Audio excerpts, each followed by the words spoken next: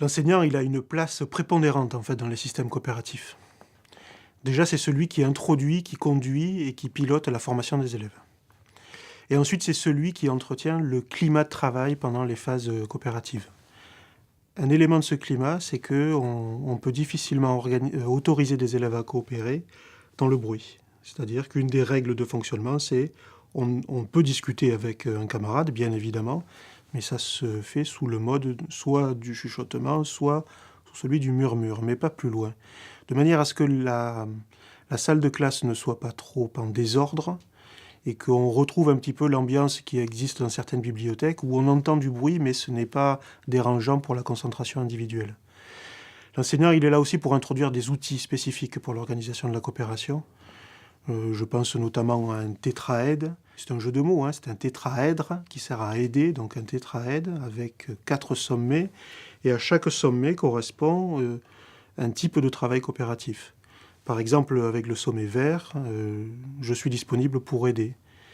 Sommet jaune, les élèves le tournent sur leur table, je demande de l'aide.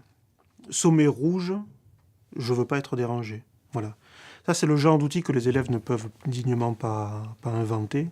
Et donc, c'est à l'enseignant de les introduire, de les expliquer et d'entretenir le matériel.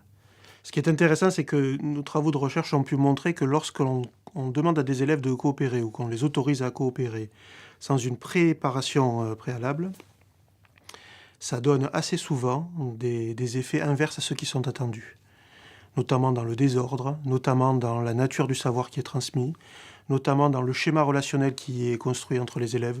Par exemple, des élèves qui se prennent un peu pour des chefs en disant « vas-y, travaille, c'est moi ton tuteur, tu dois m'obéir ». Donc on en est arrivé à cette constatation, c'est que si on souhaite que la coopération puisse avoir des effets pédagogiques éducatifs, on doit en passer par une formation préalable des élèves à la coopération.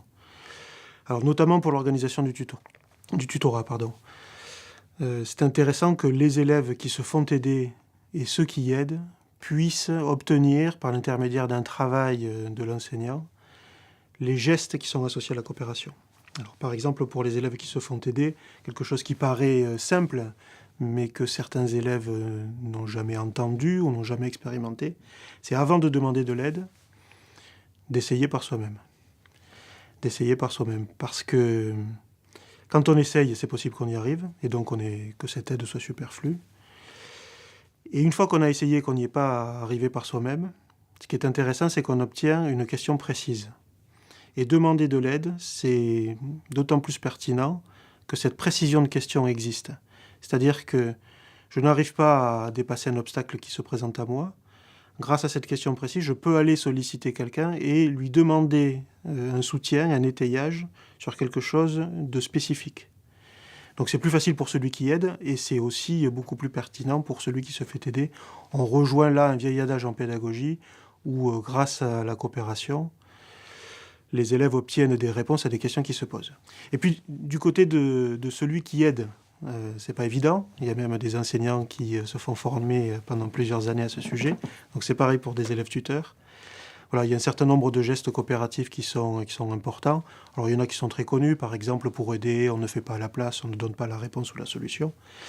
Il y en a d'autres qui sont moins évidents et difficiles pour certains élèves, c'est pour aider, même si celui qui est en face de soi rencontre des difficultés, on ne se moque pas de lui et on essaye de l'encourager, de le féliciter.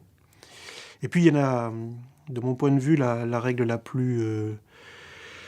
plus sensible dans la formation des élèves pour les enseignants, c'est celle qui consiste à ce que lorsqu'un élève ne sait pas et qu'il est sollicité, il a toute sa place de tuteur et son travail consiste à pouvoir transmettre vers quelqu'un qui sait au sein de la classe. C'est-à-dire que là, ce qui est en jeu, c'est que tous les élèves peuvent être tuteurs. Le danger serait que n'obtiennent le statut de tuteur que les meilleurs élèves ou ceux qui ont terminé en premier.